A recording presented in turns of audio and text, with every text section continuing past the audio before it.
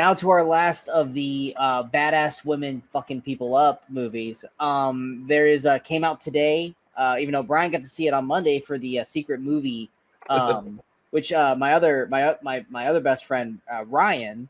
Trust me, it's very hard to get Brian and Ryan not mixed up. He actually went and saw. He rarely goes to the movies, and he messaged me. He's like, "Dude, you got to see They Will Kill You," which is what we're reviewing right now. I was like, "Did you go to the movies?" He goes, "Yeah, it was some secret horror movie." I'm like, "It's not a secret horror movie. It's just a secret movie thing. It's like happens like every other month."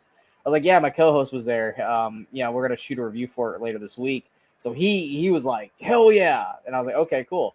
But yeah, we're talking about They Will Kill You. I think we saw the trailer for this like a month back, something like that. And I was just like, "Oh, you had read about this because this is one of the ones that you had read about." And I know we talked about it, but like it went gone, and then I saw the trailer, and I was just like, "Holy shit!" It's another one of those where like I saw it started as Zazie Beetz, so I was interested because I like her.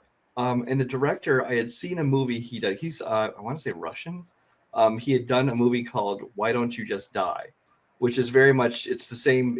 Now you've seen this, it's very much the same style. It's an action, but it's comedy, but it's real graphic action, and it's got some creative camera work and some kind of weird shit going on.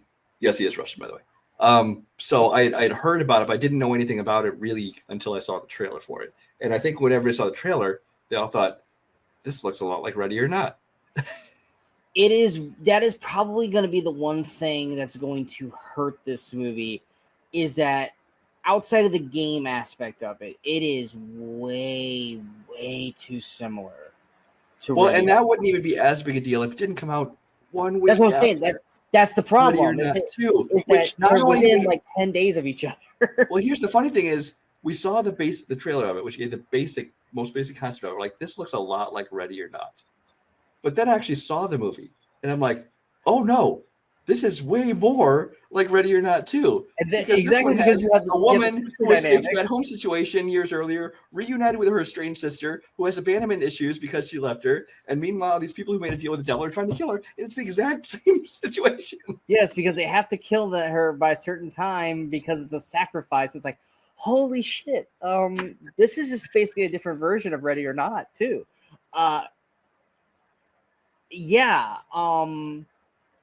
I guess I'll go first here again. So yeah, it's basically another version. I would say a cheaper version of Ready or Not 2 because the cast is not nearly as expensive as Ready or Not 2. But I prefer it over Ready or Not 2.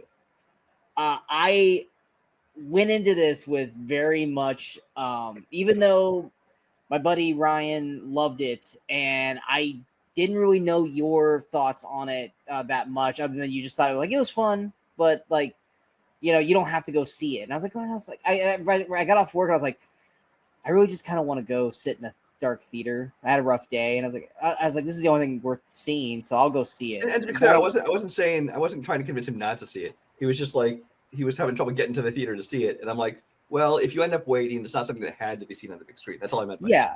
It wasn't like you said, don't waste your money. It was just more like, if it wouldn't be the end of the world if you didn't go see this in theaters. I'm like, okay, fine.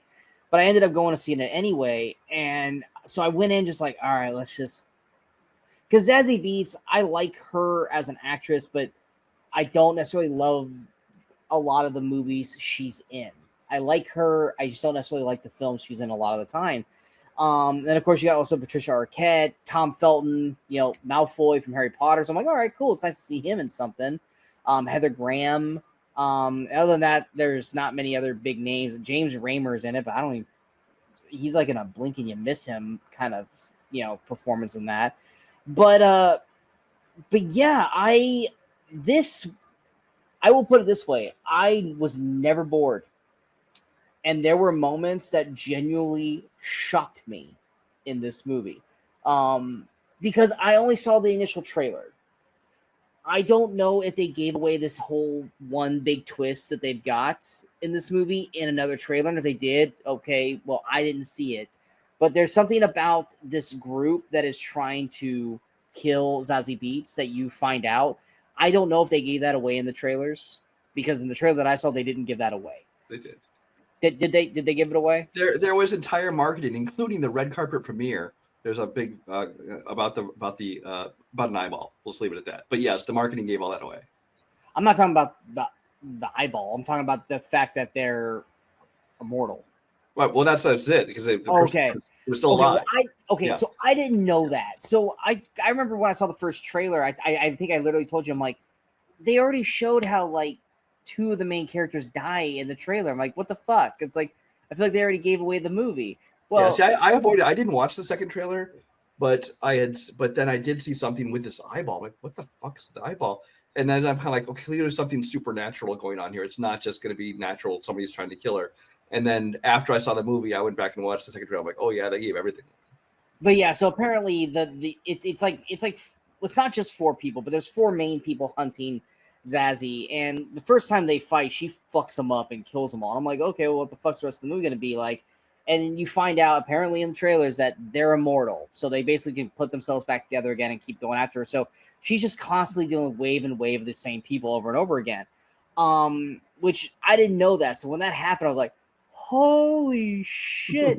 Like, I was not prepared for that. So yay for me, because I wasn't spoiled for that. But at the same time, and I guess this is known, I can talk about the one thing that pissed me off. This actually did affect my score. I dropped it down a full half star because of this. And I know it's been since Monday for you, so you're probably not going to remember it. The initial scene where they show that these guys are immortal, where they're all walking out into the hallway, and I'm spoiling a scene, guys, but it's not the end of the world. But if anything, you're going to notice it, and you guys are going to go, what the fuck? Because I was like, what the fuck?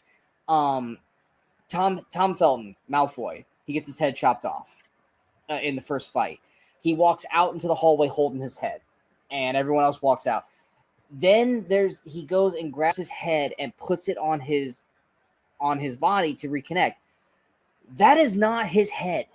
It is some random fucking dude's head.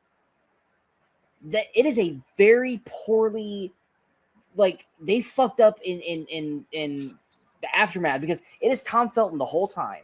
And then he grabs the head. That is not Tom Felton's face. It is some random dude.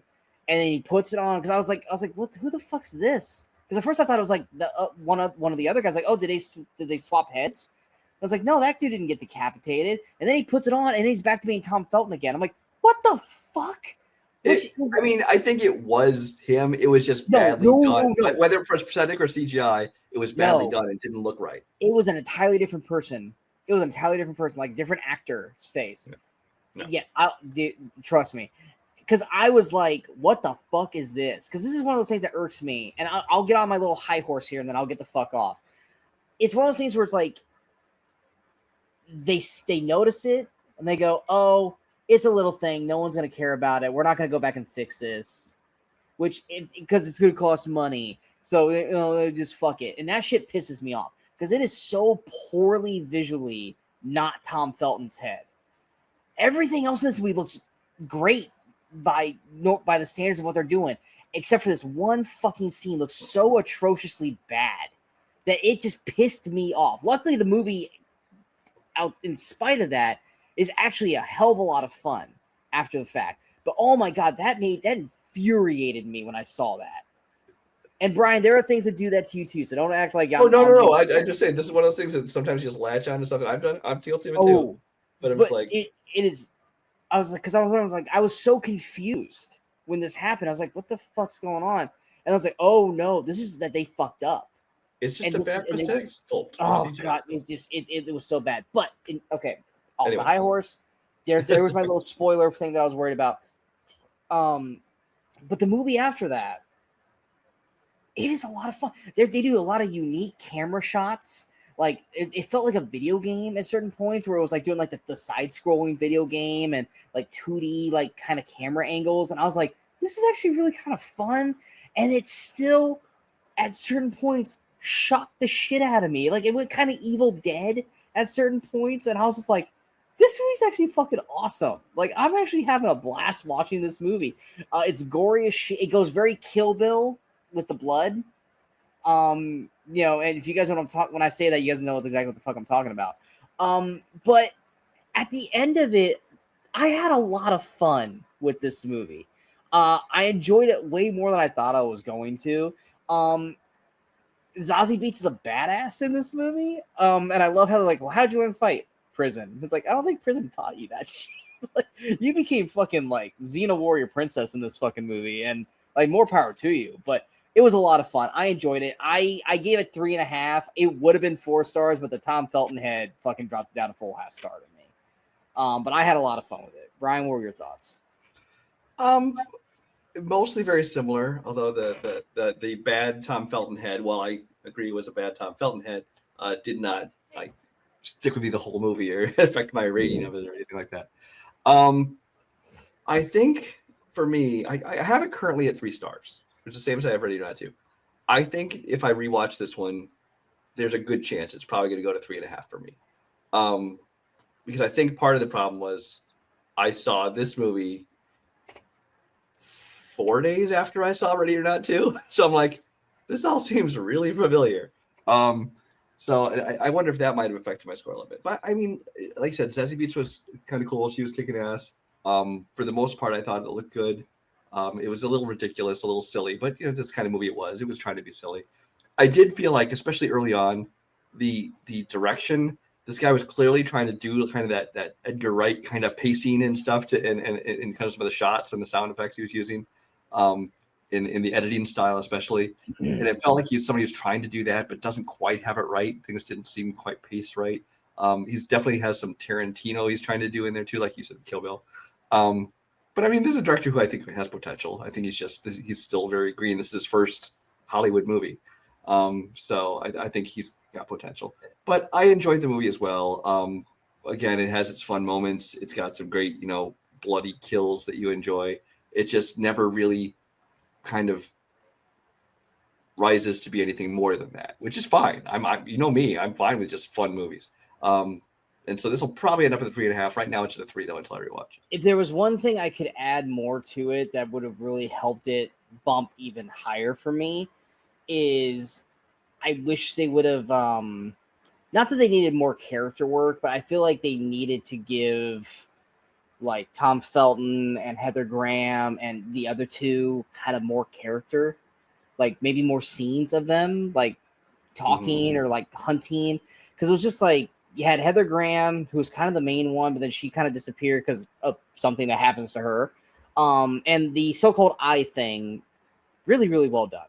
That was very well done. That's all I'm going to say about that. And even Felton, he just kind of disappears at one point and then just kind of shows up at the end. Like, I feel like they could have done a better job of giving a little more to the villains just to add a little more to it. But like I said, I still enjoyed it for what it was, but I feel like they could have maybe gave them a little more to that. I also didn't mind the way they did the storytelling, how they kind of like were telling you the story and then took a beat to go back and kind of, hey, let me add some pieces to the story to make it a little make more sense. Like I was like, normally that kind of pace, like I hate that because like, dude, you just stopped the movie to like take a kind of like with a. But at the same time, I like movies that kind of just throw you into it, so you don't have to have like that half hour of the scenes building up to it and showing the whole history. It's like just throw us into it, and then when you need to, you can go back and show us something important from the which is exactly what this movie did, and I think it actually flowed well for this movie. Because I remember at the very beginning, like when the first fight happens, I'm like, I feel like, did I doze off? Did I miss something? Like, what? How is she so good at fighting? Because I didn't know, like, there's like, oh, there's all this time that's happens from the first scene to this. Because I was just so like caught off guard, and they're like, wait a minute, here's what's been. I'm like, oh, okay, I'm here now. Yeah, this was like, what was it, 6 years or something like that? 6 years later, 10 years? 6. I think they said 10. Yeah, something like that. Yeah. Which also, for what happened, like that's a really long time.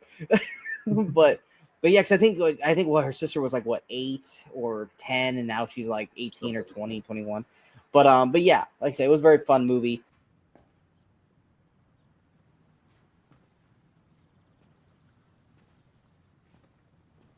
You're still here. It's over. Go home.